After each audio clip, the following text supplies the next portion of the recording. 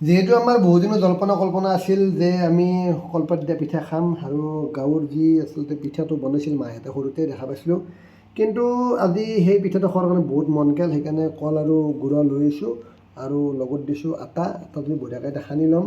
সানি লৈ পেলাই বঢ়িয়াকৈ কল আৰু আটাটো গুড়াটো সানি ল'ম। লৈ পেলাই অলৰেডি মানে সেইফালে পাত সেকি থকা গৈছে, পাতটো দেখুৱাব, পাতটো সেকি লৈছোঁ। সেকি লৈ পেলাই সুন্দৰকৈ আজি কলপাত দিয়া পিঠাটো হ'ব। ফাইনেলি আমি কলপাতটো পাতটো সেকি আছে, আগফালে নিজে সেকি আছে, আগফালে মই কলপাত দিয়া পিঠা হ'ব। পিঠাটোৰ কাৰণে যিটো আইটেম হ'লে যিটো যোগাৰ লাগে সেই যোগাৰটো লৈ আহিছোঁ। লৈ সেইকাৰণে মানে সুন্দৰকৈ খাবৰ ইচ্ছাটো বেছি। সেইকাৰণে গৈছে যে সৰুতে মাহঁতে আমাক পিঠাটো খুৱাইছে, বিৰাট টেষ্টি পিঠা এইটো।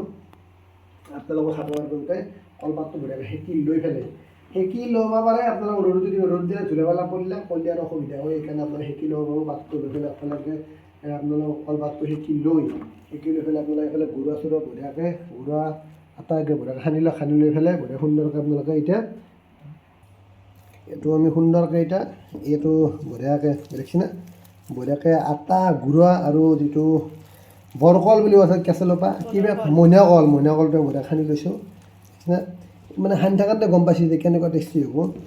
বঢ়িয়াকৈ মাৰি ল'ব লাগে, সানি লওঁতো মাৰা হ'ল। আমি এতিয়া যদি গাঁৱলীয়া ভাষাত ক'ব যাওঁ সানি লওঁ বুলি কয়তো, গুৱাহাটীত ক'ব লাগিলে মাৰি লওঁ বুলি কয়। লিখিত আৰু মানে গাঁৱলীয়া দুটা বস্তু আছে। আমি বঢ়িয়াকৈ এতিয়া এনেকৈ ল'লোঁ, লৈ পেলাই আপোনালোক দেখুৱাই থাকিম।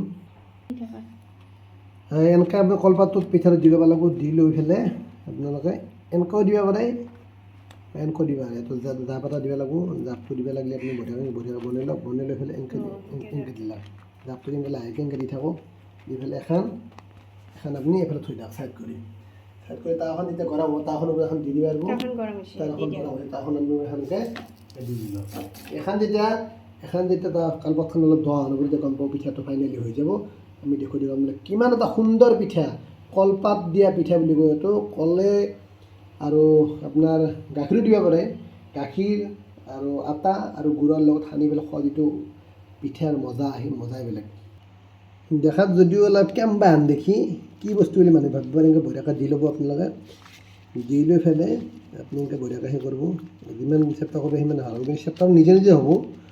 কিন্তু এইটো বস্তুটো আমি আগতে সৰুতে মাহঁতে আমাক খাব দিছিল, কিন্তু সেই বস্তুটো পাহৰি যাব যিটো মাকৰ হাতৰ বস্তু বুলি কৈছিল, সেই বস্তুটো পাহৰি যোৱা নাই। সেইকাৰণে ফাইনেলি আজি কলপাত দিয়া পিঠাটো এনেকৈ ৰেডি কৰি আছোঁ। এতিয়া ৰেডি কৰি থাকি এনেকৈ বঢ়িয়াকৈ দিবা, দিয়াৰ লগে লগে আপোনাৰ বস্তুটো বহল হৈ যাব।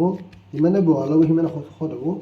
তাৰপিছত এনেকৈ থৈ দিয়া, এইফালে কলপাত দিয়া পিঠা মিক্সিতে ফুৰি আছে আৰু এইফালে কলপাত ৰেডি হৈ গ'ল, এইফালে গুড়া ৰেডি। বঢ়িয়া সুন্দৰকৈ বনাম এতিয়া। যিহেতু বহুত গৰম দিছে, গৰম দিয়াৰ কাৰণে গলত গামোচা লৈ পেলাই মিছেছে এইফালে কলপাত দিয়া যিটো পিঠা, সেই পিঠাটো বনাই আছে। মানে পিঠাটো হ'ব বেছি সময় নাই। পিঠাটোৰ কাৰণে মই যথেষ্ট আগ্ৰহী হৈ আছোঁ। পিঠাটো খাম আৰু সুধা পিঠা খাম আজি। সুধা পিঠা খোৱাৰ কাৰণে বহু দিনৰ যি জল্পনা কল্পনা আছিল, গুড়া কল একদম মানে বহু কিবা কানি নানান ধৰণৰ আইটেম ৰেডি কৰিছোঁ। এতিয়া আমাৰ ফাইনেলি এই পিঠাটো খাওঁ। এইটো বুলি কয় কলপাত দিয়া পিঠা। ইয়াৰে ভিতৰত পিঠাৰ আইটেমটো আছে, পিঠাটো মই দেখুৱাম লাগিব। এই চাওক এইটো পিঠা কেনেকুৱা লাগিব চিন্তা কৰক, কেনেকুৱা লাগিব পিঠাটো। হাৱা বতাহ একদম মানে একদম ক'ব নোৱাৰি আৰু সুন্দৰ লাগিব। সুধা পিঠা খাম আজি দুপৰীয়া ভাত নাই আৰু সেইকাৰণে পিঠা খোৱাৰ কাৰণে ৰেডি মিছে যে বহুত গৰম কৰি বহুত কষ্ট হৈছে। কষ্টটো গৰমত মানে স্বামীৰ যি আশা, সেই আশাত যথেষ্ট আগ্ৰহ মিছেজৰো। যিহেতু মিছেজে কৈছে যে তুমি যিহেতু খাব খুজিছ, মই কষ্ট কৰি তোমাক বনাই খুৱাম। সেইকাৰণে মিছেজে খানা ফাইনেলি ৰেডি কৰিলোঁ। কেনেকুৱা গৰম কেনেকুৱা? মিছেজে অলৰেডি মানে ঘামি ধুই দিছে, কাৰণ আমি গলত গামোচা লৈ পেলাই মানে গৰমৰ পৰিত্ৰাণ পাবৰ চেষ্টা অব্যাহত ৰাখিছোঁ। কিন্তু মিছেজ তেওঁলোকেতো সেইটো মেক্সি পিন্ধিবই লাগিব, কাপোৰ পিন্ধিবই লাগিব, আৰু তেওঁলোক গৰম ঠাণ্ডা তেওঁলোকে কৰিবই লাগিব আৰু আমি খাব লাগিব। আৰু আমাৰ ইনকাম কৰা, তেওঁলোকৰ বনাওঁ, আমি খাওঁ। সেইটো আৰু পিঠা ফাইনেলি হৈ গ'ল। আৰু পিঠাটো এতিয়া সুধা পিঠা খোৱাৰ কাৰণে আমি যথেষ্ট আশা আছিল, আৰু আশাটো আমাৰ আজি অৱশেষত পূৰণ হ'ল।